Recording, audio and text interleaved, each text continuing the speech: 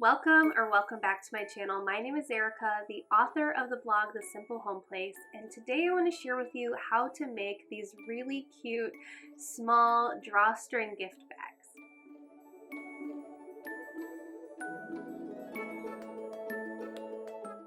So I'll quickly start off by saying that as for many of my videos, I do have a blog post that goes with this. So if you want printable instructions for these gift bags, go ahead and click the link down below and you can go ahead and print off the instructions, but I'll go through how to make them. So we're going to start with about a half a yard of some cotton fabric that is on the thicker side. You don't want anything thin where you can see through it easily because obviously they're gift bags and you want it to be a little bit of a surprise. But we are going to go ahead and cut a piece of fabric that is 7 inches by 12.5 inches. Now you can adjust this either way if you want them to be bigger or smaller. Just add the same amount of inches to both the length and the width, or subtract the same amount of inches from both the length and the width. So very versatile. You can go ahead and adjust them to whatever size you need them for. I'm going to keep them little so that I can add just little things like homemade lip balm. You could put jewelry in there, other DIY gifts. Really, the sky's the limit, but they are a really nice handmade touch that you can add to Christmas. Even if you're not giving any other handmade gifts, this is just really something nice that you can reuse over and over again. The person that you're giving it to can reuse them, and they're just fun and really cute to make.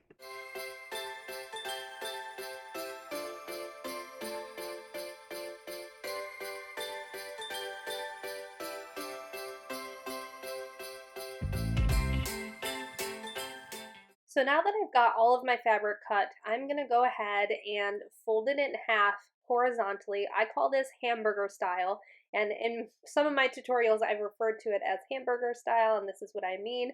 You're folding it over the horizontal center. So hopefully that makes sense. So because I am making a handful of these, I'm going to go ahead and basically do an assembly line. So I'm going to head and fold all of them, press them with my iron. So I've got that part down, and then we will move on to the next step. So now I have all of my bags folded and pressed. And one really quick note that I'll say is that if you're using a pattern fabric like mine, where there's only a pattern on one side, you want to have the wrong side facing out. So you can see that the side I have that we're looking at is white and it has no pattern. That is the side that we want up at the moment because we will be turning them right side out. So wrong side facing up right now. And what I'm doing is I'm measuring from the top 2 inches down and placing a pin. So the top in this case is the top that is open, that there's 2 pieces of fabric, not where we basically folded it over. So it's the top that has the 2 pieces of fabric that are on top of each other. We are measuring 2 inches down and placing a pin there on either side. We will be taking all of these bags over to the sewing machine and sewing from where it's folded all the way up to that 2-inch mark and stopping. And we're going to do that on both sides. So forward, backward stitch all the way up to that 2-inch mark, forward, backward stitch, cut it off, and repeat it for the other side. I'm not filming myself sewing this particular instance, but I will have a little bit of a clip here in just a second to show you that. So now that we have all of our bags sewn, I'm going to go really quickly and turn everything right side out. Doesn't have to be perfect at this point. Again, this is a bulk type thing, so we're doing an assembly line. If you're only making one, this is going to go a lot quicker, but I wanted to make several so that I had them on hand in case I wanted to use them.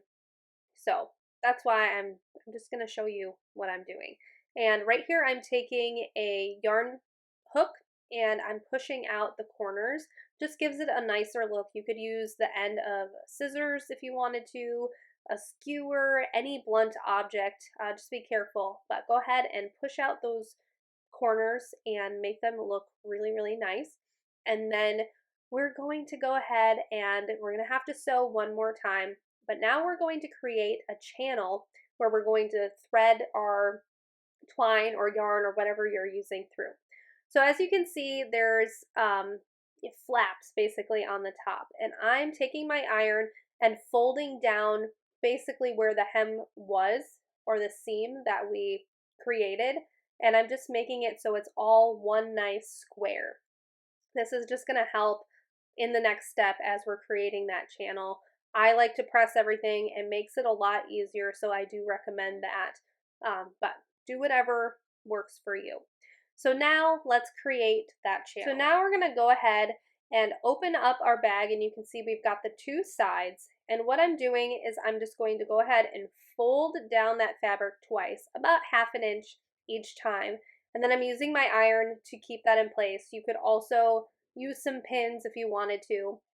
And then we'll repeat it on the other side. And this is going to create, again, that channel where we're going to feed our twine or ribbon or whatever through it. And that's what's going to give us the drawstring. So just folding it down twice all the way to where we sewed, and then going with my iron and making sure it's all nice and flat, and then we'll take it back to the sewing machine. So now at the sewing machine, we will sew the bottom of the fold as close to the edge as you can get it using a 1/2 inch seam or so, and make sure that you're forward and backward stitching at the beginning and end, and repeat it on the other side. So at the very bottom of where we folded, where it all comes together, that's where we're sewing. Try to get it as close to the edge as you can. It just gives it a nice clean look, and then repeat it on the other side.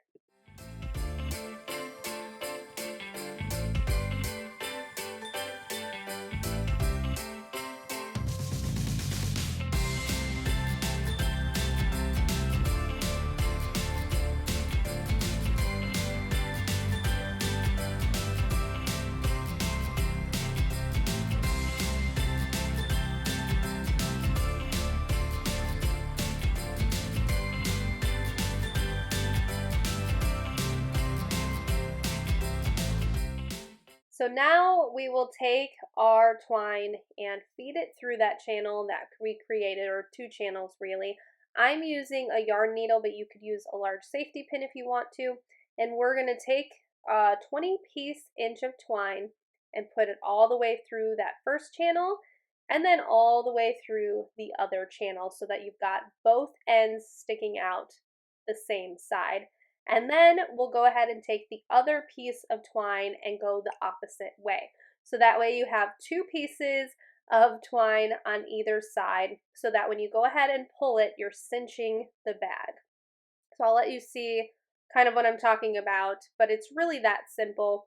And you could use ribbon, you could use rope if you wanted to, yarn, any of those kinds of things, whatever matches the bag and whatever kind of look that you're going for, that's what you can use. And it's just such a cute little bag, and you can put so many cool things in there. And like I said in the beginning, it's just a really nice personal touch that I think a lot of people, if they notice, will be like, hey, that's pretty cool, and they might be excited about it. I don't know. At least you can be excited about it and feel good about giving a reusable bag as a gift, as part of a gift at least. So there you have it, your own DIY reusable gift bag that can be customized to all kinds of different sizes, and you can add so many fun things in there.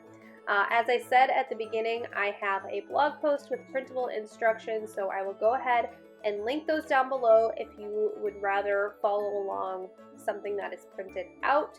But thank you so much for being here. I really, really appreciate you watching my videos and commenting and interacting. It is so awesome, and I really do appreciate it. This is probably going to be my last Christmas video, or I might have one more after this, we'll see. But yeah, that is going to be it for me for the holiday season. So again, thank you so much for being here. I appreciate you. And if I don't talk to you beforehand, have a wonderful Christmas and a very happy New Year.